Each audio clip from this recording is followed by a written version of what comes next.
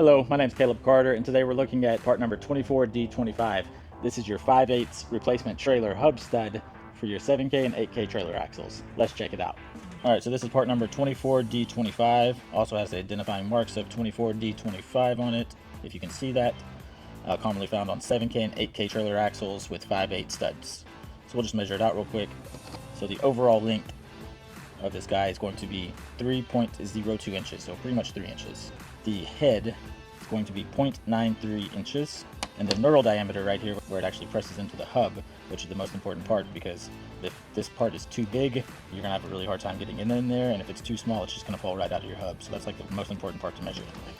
So that measurement is going to be 0.68 inches, and the actual length right here, where you put your lug nut, is going to be 1.45 inches on the threads, and then right here it's going to be 1.30.